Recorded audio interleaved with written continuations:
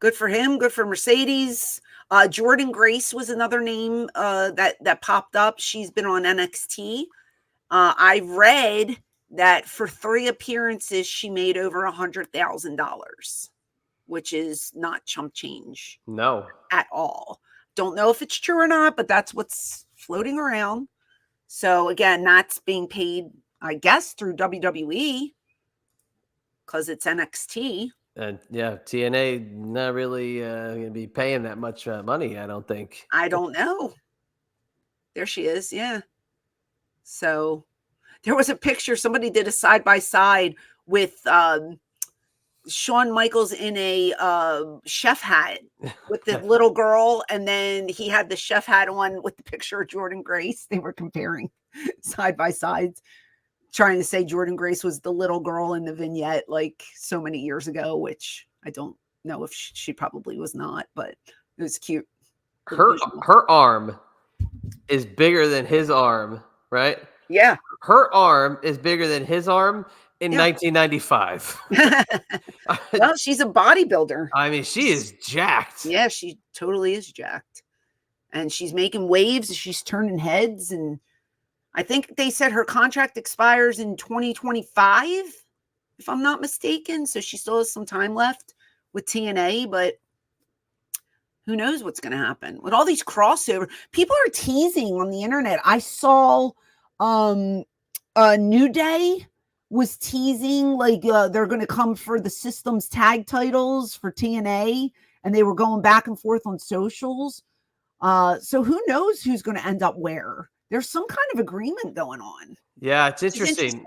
I was thinking about Nick Nemeth, and him being in WWE for 19 years and listening to that awesome interview that we had a couple weeks ago on these airwaves with Nick Nemeth, and then a WWE TNA crossover. Some of those dream matches that TNA and WWE could have, Nick Nemeth kind of had all of them already. So it's like, if you were going to have all those crossovers, would Nick Nemeth be involved? Would he be Dolph Ziggler or would he be Nick Nemeth? It's one of those things. It's like, this is so odd that they're working together. What are they going to do? Is this a one and done? Is this it? Or is it just Jordynn Grace? I can't see it being impactful, the other way around. It means more to TNA for them to be on NXT than WWE to go the other way. Right. But it is cool. I mean, I watched the one segment. Forgive me, I don't know what the girl's name is in NXT, but I did read that the girl didn't know who was coming out until Jordynn Grace came out the curtain. She had no clue, and apparently they never bumped into each other in the back. And they, like, when they did the rehearsals, like, they played Lita's music to throw her off. Like, it was just like she had no idea. Really? I didn't see that. That's what I read. And That's cool. Yeah, and here it was Jordynn Grace, and she got an outstanding pop from that NXT universe. So, Roxanne Perez. Okay, there you go. So I think it's good for business. It's shock value. It's like you never know who's going to end up where, which is a cool thing, and it's edgy. Like we said, sometimes wrestling's predictable and it gets stale fast. So if they keep throwing curveballs at the fans and doing stuff like this, it must see TV again, because you never know who's going to end up on what show.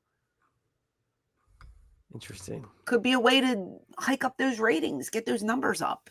Will it have that same impact when Jerry Lawler appeared in the ECW arena? That same depends on who oh my God moment, will it have that same thing if the lights go out and all of a sudden, they come back on? And let's see, let's pick a WWE guy. Jey Uso is standing in the middle of the TNA ring. Who is so over, by the way. That's what I'm saying. Him is super over. So over. I don't know. I think it's good for business. I think it's a good move, and it keeps people on their toes. It keeps it interesting, and you never know who's going to go where and what's going to happen. And I like it. Nothing bad to say about it. Keep doing it. Yeah, definitely. I'm going to appear at my local indie show coming up at the end of June. So I heard that after Lita's music, they played one Queen of Extreme's music right Yeah, afterwards. which song is that? Yeah, I don't. Paradise City? One of the entrance themes that you used. I've only had 42,000 of them. Yeah, they used one of them. They flashed Mm, your screen, yeah. your Wow. graphic up there. Yep, and Place went everybody was nuts. like, "Uh-oh." Yeah. Shawn Michaels personally started running because Yeah, he he thought should. Shane might be with you. He started running the other direction. Yeah, right. Well, I mean, just judging by the camera, he's looking in the other direction. So. You need to shut your mouth. The views are not mine. They're Oh, I got one. Chad's I got that one in for my buddy. I got There that you one in for my buddy. okay. There you go.